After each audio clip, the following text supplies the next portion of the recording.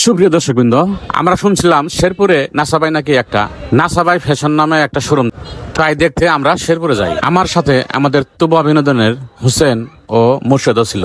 আমরা যাওয়ার পর নাসাবাইকে দেখতে পেলাম, তার সাথে হ্যান্ডশেক করলাম, কথা বললাম। আমাদের সাথে প্রায় আধা ঘন্টার মতো কথা হলো। তাতে বুঝলাম নাসাবাই একজন ভালো এবং মিশুক প্রকৃতির লোক। আমাদের সাথে প্রথম পরিচয়, প্রথম দেখা, কিন্তু তার সাথে কথা বলে মনে হলো অনেক আগের সুপরিচিত বন্ধু মানুষ। আমাদের সাথে সবসময় হাসি মুখে কথা বললো। ভালোকে ভালো বলতে হয়। বললো যে 10 তারিখে উদ্বোধন, সেদিন তো এখানে হাজার হাজার মানুষ থাকবে। আজ যে সময় দিলাম আপনাদের সাথে, সেদিন নাও দিতে পারি, তার জন্য মন খারাপ করবেন না, কিন্তু আসবেন, দাওয়াত থাকলো। এখন দোকানটি নিয়ে সে ব্যস্ত সময় কাটাইতেছে। পরবর্তীতে আবার যখন দেখা হবে তার সাথে আমরা একটা ভিডিও বানাবো। আমরা আশা করি সে আরো বড় হোক, আরো ভালো ভালো ভিডিও বানাক, সবাই তার ভিডিও দেখুক এবং প্রাণ খুলে হাসুক।